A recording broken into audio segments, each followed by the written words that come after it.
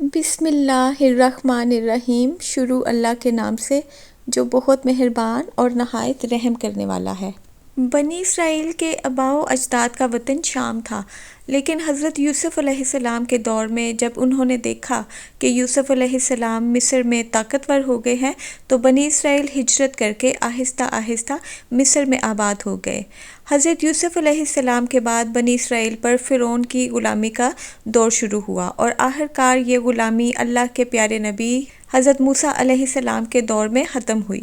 فرعون جب سمندر میں غرق ہو گیا تو حضرت موسیٰ علیہ السلام کو اللہ پاک کا حکم ہوا کہ اپنے ملک شام کو قوم عمالقہ کے قبضے سے چھڑوائیں۔ قوم عمالقہ ملک شام پر قابض ایک طاقتور قوم تھی جو اس وقت دنیا کی سپر پاور مانی جاتی تھی۔ فرعون کی غلامی سے نجات حاصل کرنے کے بعد بنی اسرائیل کو حکم ہوا کہ عمالقہ سے جہاد کر کے ان سے اپنا وطن آزاد کروائیں۔ بنی اسرائیل جہاد کے لیے ملک شام کی طرف روانہ ہوئے۔ جب یہ عمالقہ کی حدود کے قریب پہنچے تو ان کی قوت اور طاقت کا حال سن کر ہمت ہار بیٹھے اور جہاد سے منہ موڑ کر واپس لوٹے۔ اللہ رب العزت نے ان کے اس جرم کی سزا یوں دی کہ وہ اپنے گھروں تک جانے کی فکر میں دن بھر سفر کرتے، رات بسر کرنے کے بعد صبح کو اپنے آپ کو وہیں پاتے جہاں سے گزشتہ صبح انہوں نے سفر کا آغاز کیا ہوتا۔ اسی پریشان حالی کے عالم میں 40 سال انہوں نے میدان طیہ میں گزار دیے۔ اس وادی میں نہ کوئی سایہ دار درخت تھا اور نہ ہی کوئی عمارت، نہ پینے کے لیے پانی، نہ کھانے کے لیے کوئی چیز، نہ ہی ضروریات زندگی کی کوئی دوسری چیز۔ جب بنی اسرائیل اس میدان میں پھنس گئے اور ایک ہفتے میں سب کا سامان ختم ہو گیا تو ساری کی ساری قوم حضرت موسیٰ کے قدموں میں آ گری اور معافیا مانگنے لگی کہ ہم تو اب اس میدان سے نہیں نکل سکیں گے بلکہ بھوک پیاس اور گرمی سے مر جائیں گے۔ یاد رہے کہ اس وقت بنی اسرائیل کی تعداد 6 لاکھ تھی اور میدان کی لمبائی 27 میل تھی۔ پھر جب حضرت موسیٰ علیہ السلام نے اللہ پاک سے اپنی قوم کے حق میں دعا کی تو اللہ رب العزت نے ان کی دعا قبول فرمائی اور بنی اسرائیل کے اوپر میدان میں ایک ٹکڑا بادل کا مقرر کر دیا جو دن بھر ان پر سایہ کیے رکھتا۔ کھانے کے لیے اللہ پاک نے ان پر من و سلویٰ نازل کیا۔ پانی کا اللہ پاک نے ایسے انتظام کیا کہ حضرت موسیٰ علیہ السلام کو حکم ہوا کہ کوہ طور کا جو سفید پتھر ہے اس پر اپنا عصا مارو۔ جیسے ہی حضرت موسیٰ نے اس پتھر پر عصا مارا تو بنی اسرائیل کے 12 قبائل کے لیے اللہ رب العزت نے اس پتھر سے 12 انتہائی لذیذ چشمے جاری کر دیے۔ میدان کے بیچ میں ایک نورانی ستون کھڑا کر دیا گیا جو کہ رات کو بھی بنی اسرائیل کو روشنی مہیا کرتا تھا۔ اللہ پاک نے بنی اسرائیل پر وہاں اس قدر عنایات کی ان کو گننا مشکل ہے۔ مزے کی بات تو یہ ہے کہ اس میدان میں 40 سال تک نہ لوگوں کے بال بڑھے نہ ہی ناخن، نہ کپڑے پھٹتے تھے نہ ہی میلے ہوتے تھے، یہاں تک کہ جو بچے بھی پیدا ہوتے ان کے بدن پر بھی کپڑے موجود ہوتے جو وقت کے ساتھ ساتھ بڑھتے جاتے تھے۔ اب بات کرتے ہیں من و سلویٰ کی۔ سورہ بقرہ کی آیت نمبر 57 میں اللہ پاک ارشاد فرماتے ہیں، اور ہم نے تم پر بادل کا سایہ کیا اور تم پر من و سلویٰ اتارا اور کہہ دیا کہ ہماری دی ہوئی پاکیزہ چیزیں کھاؤ، اور انہوں نے ہم پر ظلم نہیں کیا، البتہ وہ خود اپنی جانوں پر ظلم کرتے تھے۔ بھوک سے مرتے بنی اسرائیلیوں کے لیے جب حضرت موسیٰ علیہ السلام کی اللہ رب العزت نے دعا قبول فرمائی تو بطور خوراک ان پر شروع میں من نازل کیا۔ من شہد کی طرح تھا۔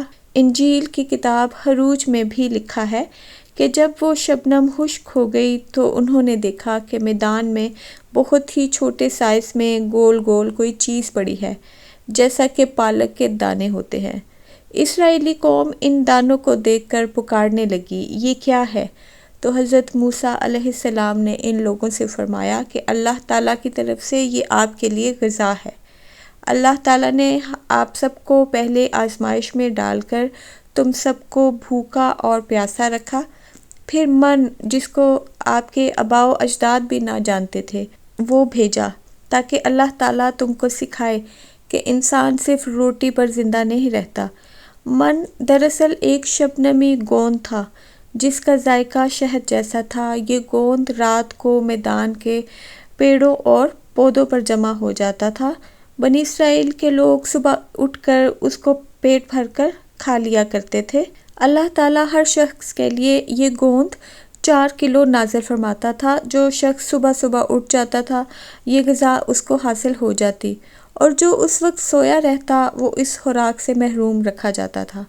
سلوا ایک قسم کا پرندہ تھا، اس کو بٹیر کہتے ہیں۔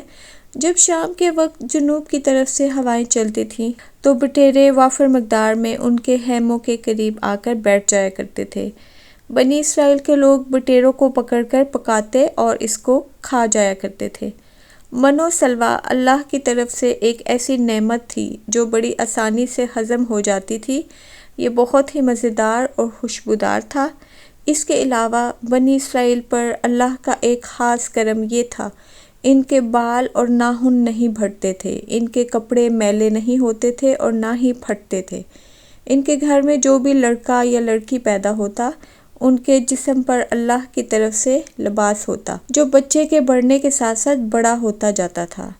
اس طرح اللہ نے بنی اسرائیل کو من و سلوا اور بے شمار نعمتوں سے نوازا تھا۔ اس طرح بنی اسرائیل قوم وادی طیہ میں خوشحال زندگی بسر کر رہی تھی۔